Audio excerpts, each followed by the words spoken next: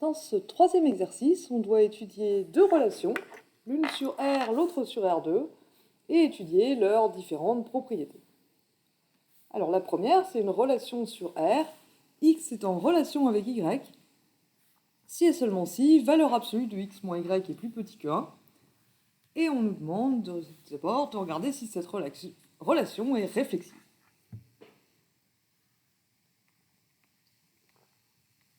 Alors ça veut dire quoi ça, réflexive? R est une relation réflexive si et seulement si pour tout élément de l'ensemble considéré, donc ici c'est R, x est en relation avec x. Alors est-ce que c'est le cas ici? Est-ce que si x, est-ce que x est en relation avec x, donc est-ce que valeur absolue de x moins x est inférieure ou égale à 1? Bah oui, parce que du coup ici, pour tout x dans R, valeur absolue de x moins x, ça fait 0. 0, c'est plus petit que 1. Donc, x est en relation avec x. Et donc, R est réflexive.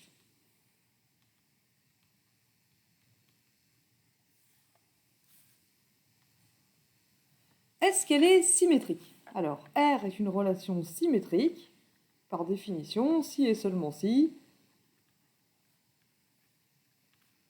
Quand j'ai XRY, alors j'ai YRX, et vice-versa. Pour tout XY dans R, si XRY, alors YRX, et si YRX, alors XRY. Je vais mettre des si et seulement si pour les définitions, voire même des si, et regarder les équivalences pour justement la description de la propriété. Alors, est-ce qu'ici, si x est en relation avec y, on peut en déduire que y est en relation avec x, et vice-versa. Si je prends deux réels x et y, alors ils sont en relation, x, r, y, ça équivaut à x moins y en valeur absolue, c'est inférieur ou égal à 1. Mais x moins y en valeur absolue, c'est égal à y moins x. Pourquoi? Parce que x moins y, on peut l'écrire sous la forme moins y plus x, pardon, par exemple. Et si je mets le moins en facteur, ça fait moins y moins x en valeur absolue. Et je peux séparer les valeurs absolues en valeur absolue de moins 1 fois valeur absolue de y moins x, et valeur absolue de moins 1, ça fait 1. Donc ici, je retrouve y moins x. Valeur absolue de xy, c'est égal à valeur absolue de y moins x. Donc si valeur absolue de x moins y est plus petit que 1, alors forcément, valeur absolue de y moins x est plus petit que 1 aussi, et réciproquement. Donc la relation ici est symétrique.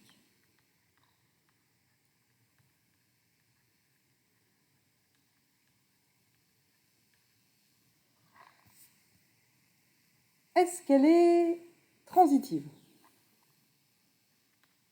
Alors, transitive, ça veut dire que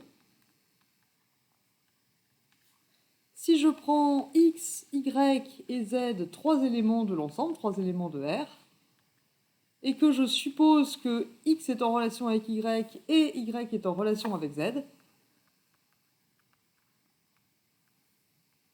alors je peux en déduire que x est en relation avec z. Est-ce que c'est vrai ici? L'idée ici, c'est que x est en relation avec y si la distance entre x et y, c'est plus petit que 1.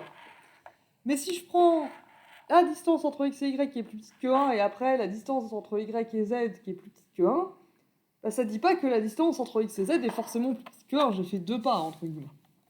Alors comment on écrit ça? Et ici, si on prend x égale 0, y égale 1 et z égale 2, alors x moins y en valeur absolue, bah c'est moins 1 en valeur absolue, qui fait 1, c'est inférieur ou égal à 1. Donc, x est en relation avec y. Valeur absolue de y moins z, c'est pareil, c'est valeur absolue de 1 moins 2, c'est-à-dire valeur absolue de moins 1 qui fait 1, et donc qui est inférieur ou égal à 1. Donc, y est en relation avec z, mais si je fais x moins z, ça me fait 0 moins 2 en valeur absolue, qui fait 2, qui est strictement plus grand que 1. Donc c'est pas vrai que x est en relation avec z. On a donc montré qu'il existe 3 éléments de R, x, y et z, 0, 1, 2, tels que x, r, y et y, r, x, mais on n'a pas x, r, z. Donc dans cette implication, on a ça et non ça, et ça c'est la négation de l'implication. Donc on a montré la négation de la transitivité, donc R n'est pas transitif.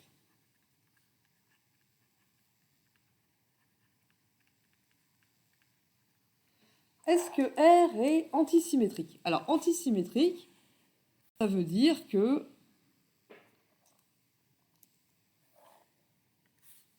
alors je vais l'écrire, ce sera plus simple. R est antisymétrique si, quand je prends x et y et que je suppose que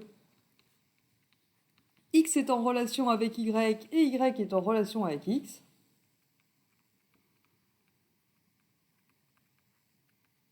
donc si j'ai les deux, alors forcément x égale y. Alors est-ce que c'est le cas ici? Déjà ce qu'on a vu ici, c'est que comme R est symétrique, si x est en relation avec y, alors forcément y est en relation avec x. Donc si on a x, r, y, on a forcément x, r, y et y, r, x. Et donc la question pour l'antisymétrie, ça devient est-ce que si x, r, y, alors x égale y? Mais ça, c'est pas le cas.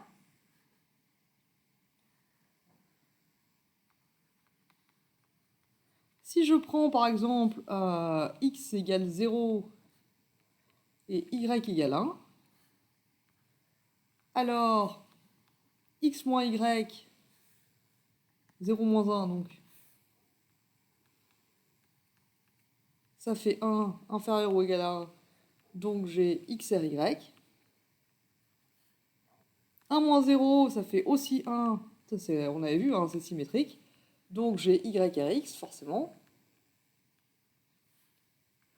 Mais x est différent de y, donc c'est pas vrai que quand j'ai x, r, y et y, r, x, je peux en déduire que x égale y.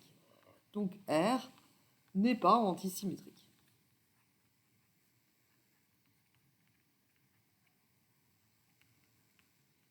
Et maintenant, est-ce que R est total? Total, ça veut dire que quand j'ai deux éléments dans R, pour tout x, y dans R, soit x est en relation avec y, ou alors y est en relation avec x. Il n'y a pas d'éléments qui sont pas en relation l'un avec l'autre dans un sens ou dans l'autre. Donc, une relation, elle est totale si c'est pas possible d'avoir ni x, r, y, ni y, r, x. Bah, ici, par contre, c'est possible d'avoir ni l'un ni l'autre.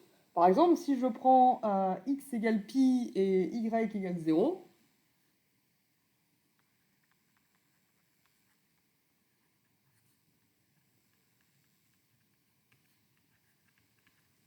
alors valeur absolue de x moins y, c'est bah, pi, c'est plus grand que 1, donc x et y n'est pas vérifié.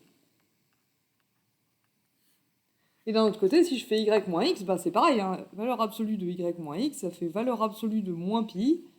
Valeur absolue de moins pi, ça fait pi, c'est toujours plus grand que 1. Donc j'ai pas non plus y à x. Du coup, on a trouvé x et y dans R.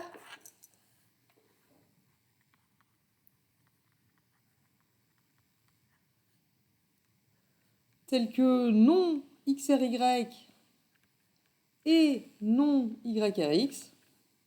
Donc on a montré la négation de la définition d'être totale là. Donc R n'est pas total.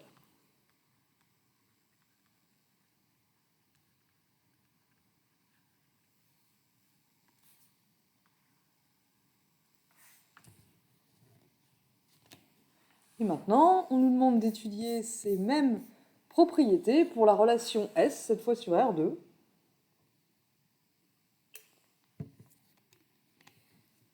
La relation S qui dit que XY est en relation avec ZT si X est plus petit que Z et Y est plus petit que T. Alors, pour commencer, est-ce que cette relation est réflexive?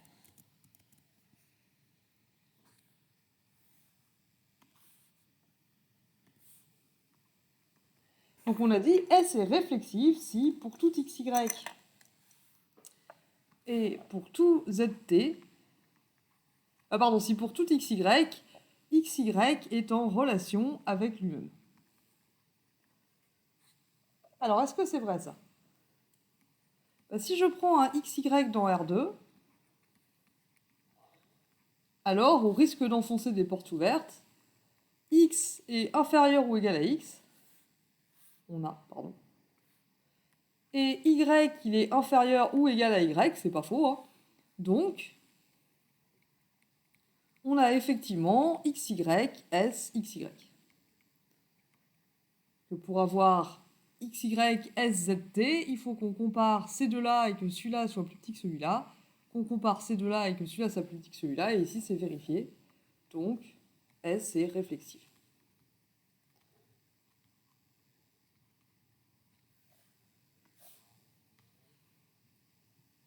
Est-ce qu'elle est symétrique?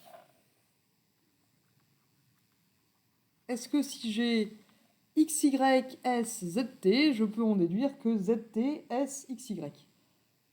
Bah non, je pense pas, parce que XY, S, ZT, c'est que X doit être plus petit que Z et Y doit être plus petit que T, mais il n'y a pas de raison que dans ce cas-là, ça marche dans l'autre sens. Donc soit, par exemple, si on prend 1, 1 et 2, 2, dans R2, alors 1 est inférieur ou égal à 1 et est inférieur ou égal à 2, et 1 est inférieur ou égal à 2, pas forcément besoin de le mettre deux fois.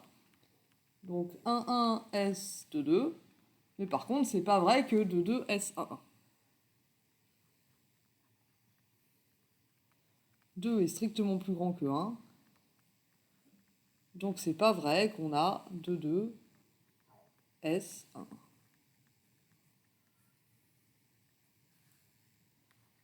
Donc S, elle n'est pas symétrique. Est-ce qu'elle est antisymétrique par contre? Est-ce que si jamais j'avais XY, SZT et ZT, SXY, on a vu que c'était pas automatique, alors je pourrais en déduire que X égale Z et Y égale T. Là, ça a l'air plus vrai parce que si je prends XY et ZT dans R2 et que je suppose que XY, SZT et que ZT, SXY,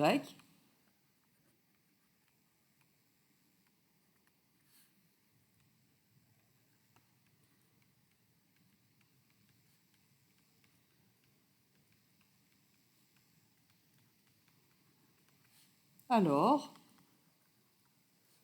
du coup, XY, SZT, ça me dit que X est inférieur ou égal à Z et Y est inférieur ou égal à T. Et Z est inférieur ou égal à X. Et T est inférieur ou égal à Y. Mais si j'ai X inférieur ou égal à Z et Z inférieur ou égal à X, du coup, X doit être égal à Z. Et si j'ai Y inférieur ou égal à T et T inférieur ou égal à Y, alors Y doit être égal à T. Donc, on peut effectivement en déduire que XY égale ZT. Et donc la relation S est antisymétrique.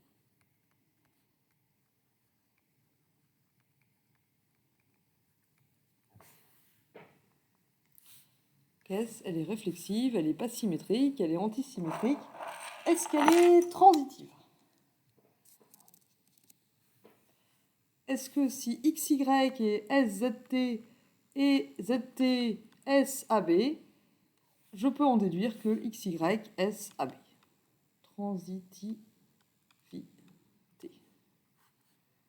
Essayons, vu que c'est avec des inégalités, je pense que ça va marcher. Donc je prends trois éléments, x, y, z, t, donc trois couples de réels, AB dans R2. Et je suppose que x, y est en relation avec zt.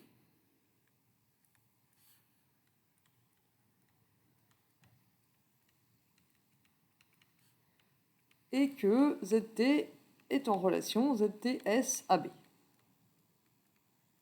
Et ma question, c'est est-ce que je peux en déduire que XY S AB? Parce qu'on peut remarquer, c'est que dans ce cas-là, on a X inférieur ou égal à Y et inférieur ou égal à Z, pardon. Ça de vouloir aller trop vite. X est inférieur ou égal à Z et Y est inférieur ou égal à T. Et d'un autre côté, je sais que ZTSAB, donc Z est plus petit que A et T est plus petit que B. Donc, en mettant les deux ensemble, par transitivité des inégalités, X est inférieur ou égal à A, Y est inférieur ou égal à B. Donc on a effectivement XY SAB. Et donc S est transitive. Remarquons qu'à ce stade, du coup, on a montré que S, elle est réflexive, antisymétrique et transitive. Donc c'est une relation d'ordre.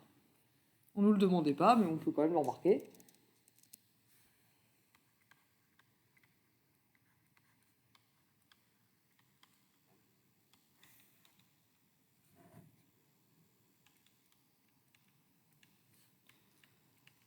À nouveau, ce n'était pas demandé, hein, c'est juste une remarque que je fais en passant.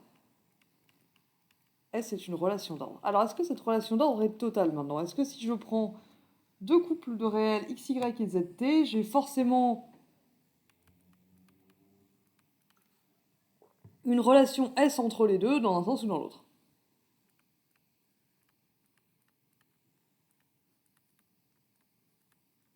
Bah alors en fait, pas forcément. Parce que si par exemple je prends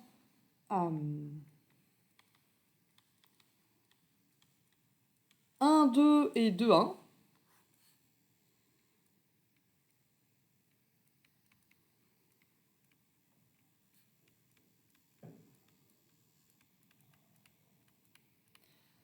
alors 2 est plus grand que 1, ça va pas vous étonner. Donc, c'est pas vrai que 1, 2 est en relation S avec 2, 1. Parce que pour qu'on ait 1, 2, S, 2, 1, il faudrait que 1 soit plus petit que 2 et que 2 soit plus petit que 1, et ça, c'est pas le cas. Mais du coup, on n'a pas non plus 2, 1, S, 1, 2.